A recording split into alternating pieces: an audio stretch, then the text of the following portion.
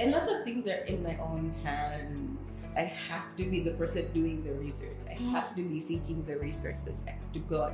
It's such being an immigrant is an active process.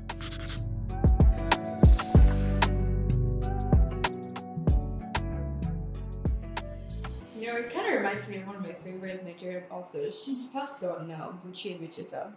When she was a child, you know, when people traveled to the UK and came back, hey, it was as if somebody came from heaven. Everybody in the village would gather. People would they would tell stories, and in fact, everybody's goal was to go out to this abroad. Finally, she went abroad to Liverpool, and she said that when she was passing through Liverpool, she could not believe her eyes. She said that if God even came down and passed through the road, he would not even notice Liverpool. No. It was so grey and so filthy. But in her village, they would be like, oh, hey, people walk on the sky. You know, you just be imagining. And yeah, I just sometimes think, is this just the grass is greener on the other side? Is this as a result of colonialism? I mean, this is a sort of like anthropological question. I just wonder, like, do we really romanticize this part of the world so much that we're missing out on something from our own cultures? Oh my gosh, that's such a good question. I think we definitely do romanticize the side of the world, and I definitely think that it's a side effect of colonialism, because that was the point, was to make the West this utopia, amazing place, exactly. And you have to be exclusive to get in. Oh my goodness! Because even back home, everyone thinks that when you leave, then you've made it. It's like Coachella out in the world. Is Coachella Bemba? Coachella is Bemba. Bemba. Yes. So it's like in the world. So it's like, I like how you said it. Coachella. No, because it sounds like this thing that you have to attain. Or when you do attain it, everything is amazing. Because it's like, what's life like out there? Tell us more. And it's like, it's not fantastic. Like, it's not I think taxes. Exactly. I didn't even understand what that was before I started paying them. I pay taxes for my gas. All that. Thank goodness I don't drive yet. Oh, be thankful. Because I feel like getting a car is also its own expense. You're paying so much stuff that I don't even understand. So it's like, I feel like I barely understand this world that I'm living in, but I'm just like having to run and then catch up while I'm already running. So yeah. And then the other thing, one of the other reasons I'm not ready to go back home, I feel like there's so much I have to learn. Unfortunately, all my references are on social media, but there's this TikTok I saw. Like a typical Gen Zer. I'm sorry, but not really. This TikTok I saw, I've forgotten her name. I know she's Kenyan, and I know she's building like an app. It's a great idea, like a hair app, so that people are able to find hairstylists, because that's a struggle that she had. But the conversation that she was having was about us in the diaspora. We're sort of stuck in time. Like, the time that you left home is sort of where you're stuck. And when she said that, I was like, that's so real, actually. Because those are the same belief systems that you've carried with you to this new place. Those are the same practices that you've carried with you to this new place. But back home is where the culture is created. And it's not like things stopped when you left. But things continue to evolve. So it's like, things have continued to evolve without me, and I have to go and learn and catch up. And I don't know if I'm ready for that. Like, I'm scared of culture shock. I feel like that's the actual culture shock that I have.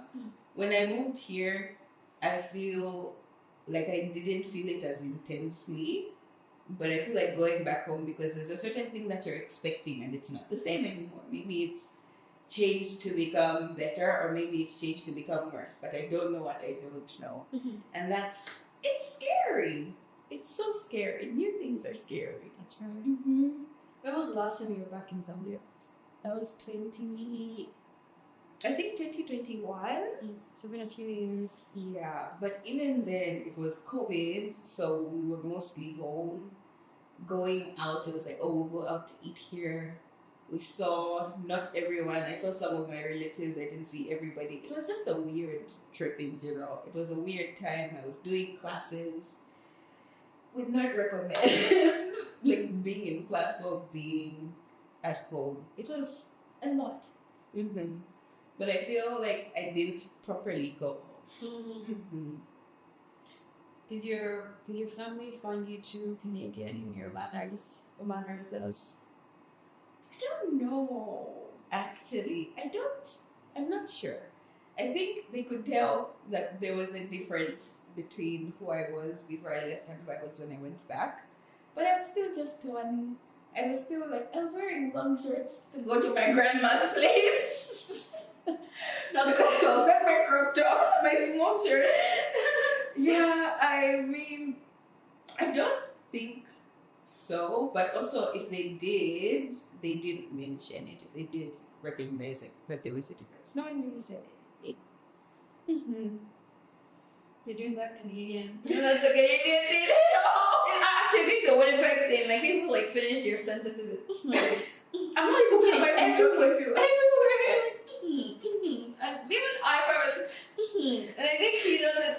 I'm like, see, that's the thing. I didn't even realize that until you pointed it out. Yeah, it's our culture thing in this part of Winnipeg. Yeah, I've noticed it in Winnipeg, especially because many people that I talk with, and even sometimes when I talk with people, I feel like the thing that I noticed is the inflection when I'm speaking. It's like, and I'm like, no! I feel like it's a question. Why do I watched a YouTube video where this guy just ranted about this. He was like, how did we get here? how did we get here?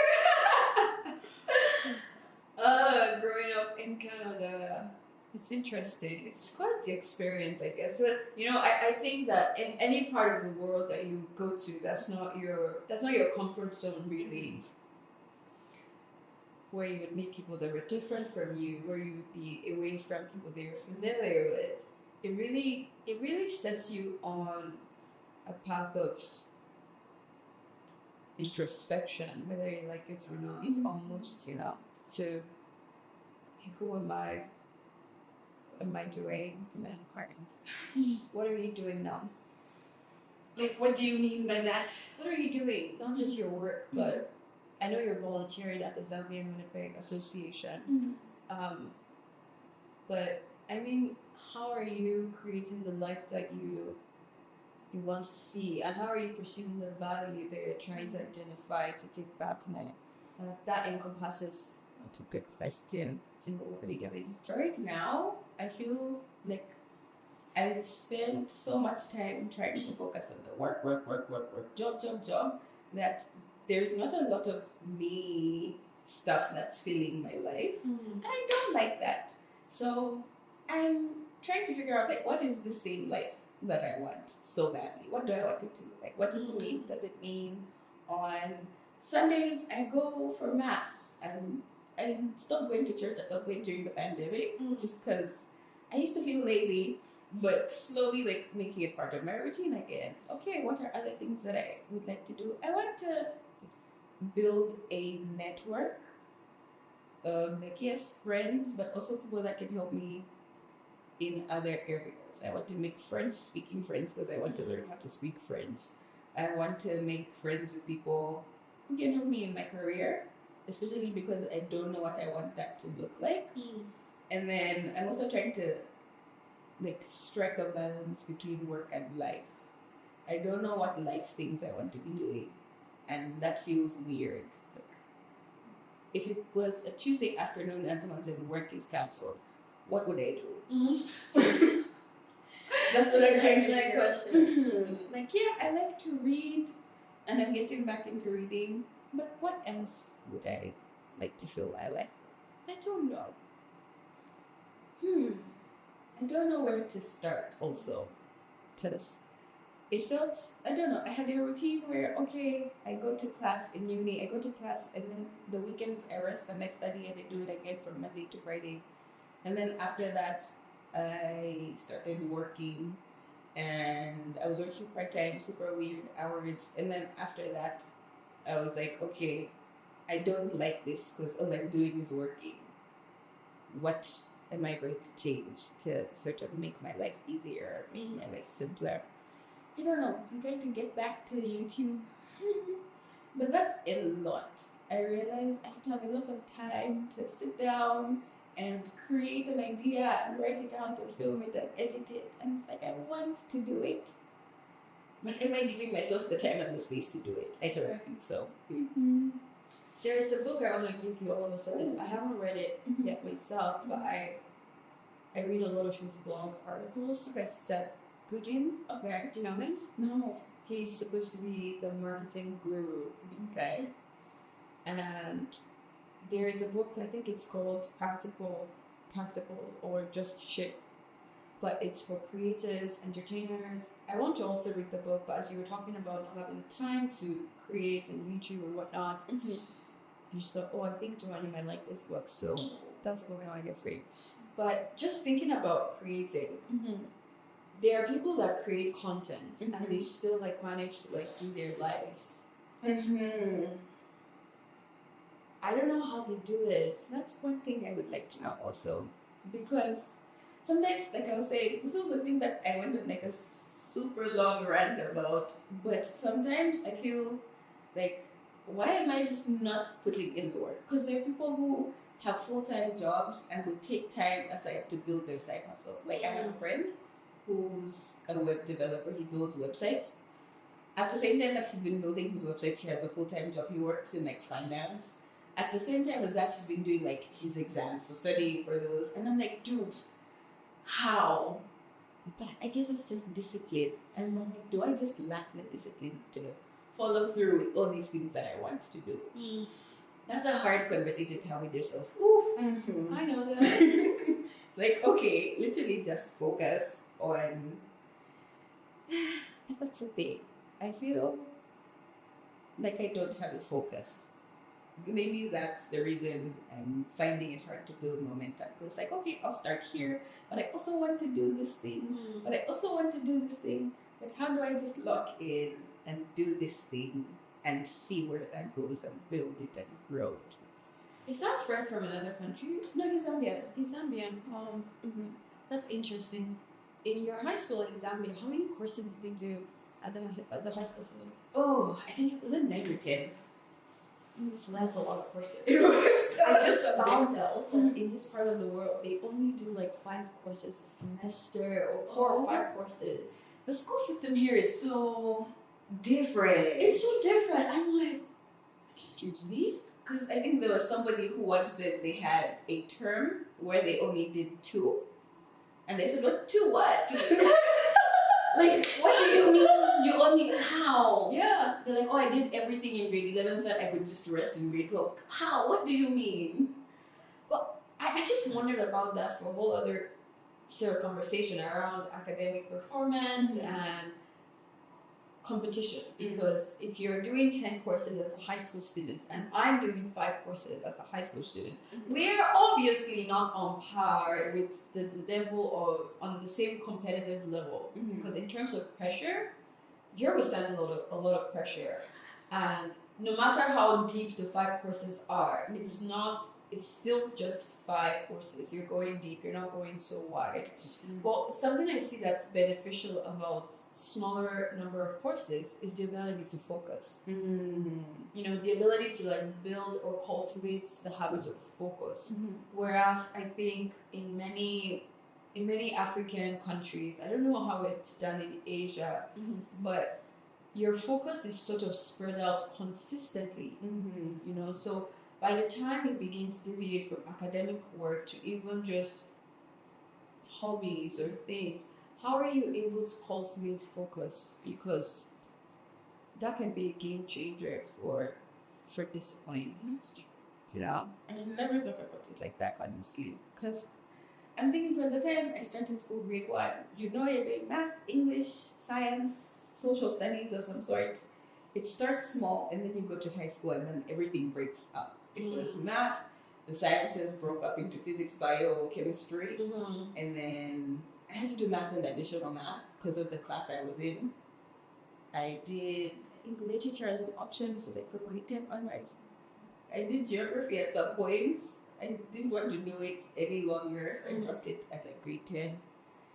But yeah, civic education, for example, there were so many subjects that we had to do, and I realized the value much later for some of them. Like, I feel like when I was in high school doing civics, I hated it. I said, what's happening? It was the period that everyone wants to sleep. They give us, no, because why are you giving it to us after lunch in the afternoon? No. And then when I moved here, was when I actually realized the value in understanding how your country works and understanding what the Constitution is and what it does, understanding your rights and the things that you have access to. So I'm not mad at the fact that we had all those things, but now that you bring it up, like, why couldn't we just focus on like a few core courses and then build on that? I don't know. I feel like I'm also trying to understand how to cultivate discipline by myself when I don't have a timetable that's given to me. It's like, you must do this at this time every Monday. I want to be able to do a certain thing every Monday at a certain time on my own. It's hard. It's so much harder than when people are just telling you what to do. Yeah. It's easy to get told what to do. It's like, oh, I don't want to do it, but I have to because you said. Yeah. Okay. I have some cue cards here. Yeah. All of this are related to immigration and experience in Canada, experiences in your country. So like this. You gotta read it and just finish the sentence. Okay. There's a word for that, but suddenly it eludes me. Like I have another language that I speak. So I will just pass the cards to you. Okay. And then you can finish. Okay. Okay, how many of this do you want to do? I don't know. As many as we can, please. Okay. Or, maybe let's do, you can pick state or ship. Okay. That sounds fun. Yes. Immigration has taught me. There's a lot to think about it. It's taught me that I have to be on top of things first of all, because there are always deadlines for something. I feel like if it's not a visa application or an extension for something, you have to be on top of your stuff. It's also taught me that I have to be so much more active in the relationships that I have with people, because it's easy to just never speak to certain people again, and that includes family. So it's something that I'm very guilty of, is like not reaching out enough, and I'm realizing I have to be active in that with the people back home, but also with the people that I've connected with here. It's also taught me that a lot of things are in my own hands. I have to be the person doing the research. I have to be seeking the resources. I have to go out. It's being an immigrant is an active process. Ooh. Yeah. That's a quote. That's a quote. Whereas if you're not an immigrant, you might have the luxury of participating in your life in a more passive way. You don't have our luxury as an immigrant. I love that.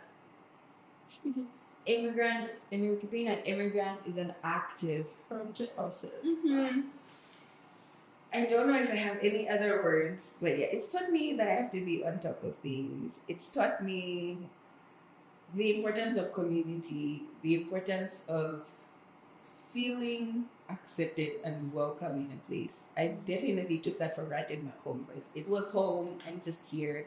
Whereas here, it's like, if I go to this type of place, will it be okay? Will people be welcoming towards me? Does it feel like I'm intruding in certain spaces? Because at the end of the day, this is somebody else's country. I want to be respectful. It also taught me, to be respectful of other people's homes, for sure. Thanks, Towani. No worries. Okay. When I moved here, I felt that my family became. I don't know. I feel like when I moved here, I became I became more isolated from my family. Not that they became isolated from me, because they still check in. They're like, I haven't spoken to you in so long, and I feel like I completely just forgot. I didn't prioritize checking in. So I feel like they became people that I used to know, which is sad because like you're seeing pictures and it's not the same as being there for the moment. And sometimes people forget to send pictures, so it's like, oh, remember when this happened? And it's like, no, no, I don't. So yeah, I feel like my family became more like strangers to me than the people that I was seeing every day, which is hard. My first accomplishment outside of my country of origin was, I don't know, like, what do I quantify as like an accomplishment? I have to think, what are the things that I've done since I got here? Getting here is quite a feat. True. Like, I mean, I got here, my mom brought me. So it's like, did I do that? I did, but did I? I think I'd say my first accomplishment in general would be getting into a club, like getting into UMISO, because I think that was the first time since I got here that I went out of my way to like be part of something. So that's an accomplishment. Being like, okay, I'm interested in this and I'm going to pursue it.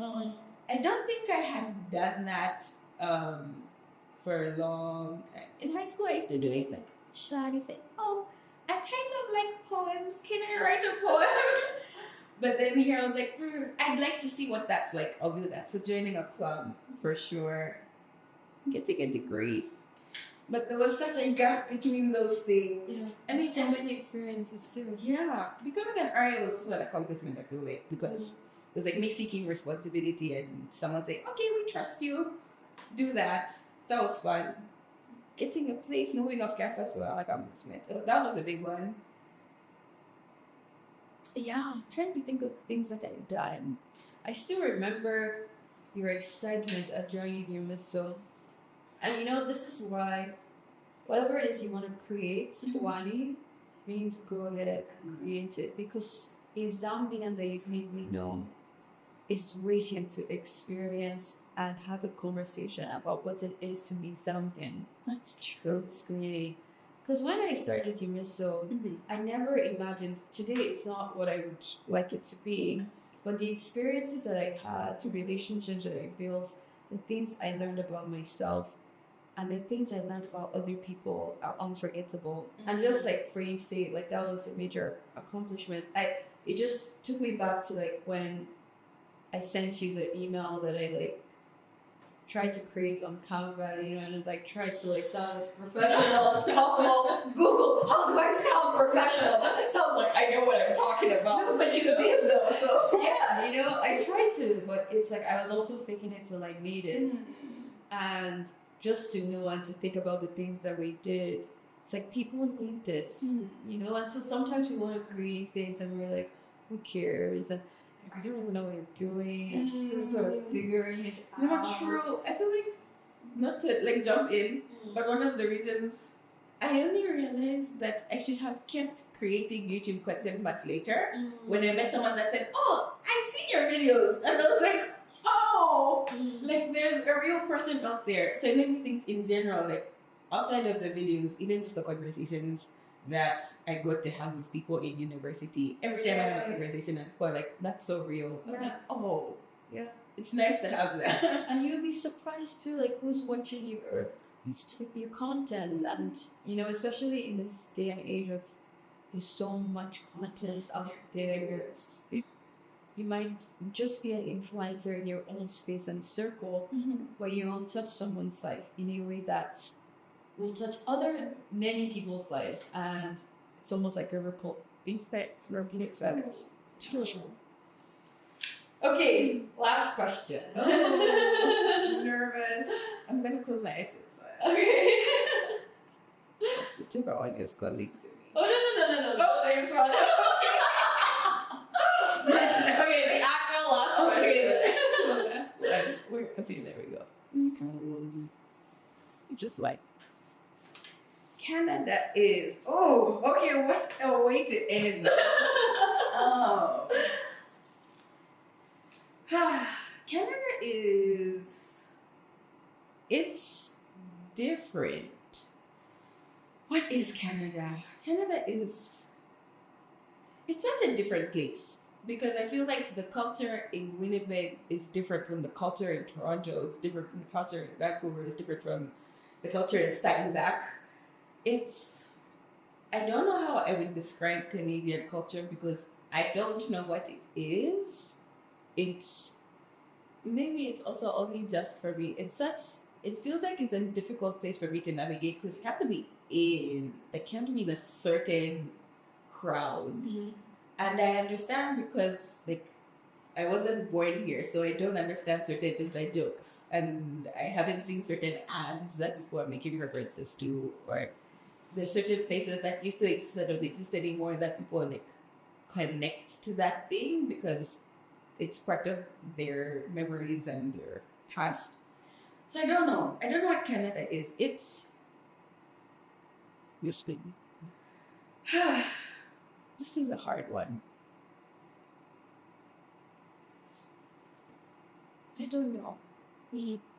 Canada still feels like an unknown place to me, I guess, because I don't know how to describe it. There are all sorts of people that I've met that I don't know if I could have met anywhere else for sure, because I don't know. My mind goes back to one thing, which is colonialism. I feel like I'm that guy who's like, how can I make this about colonialism?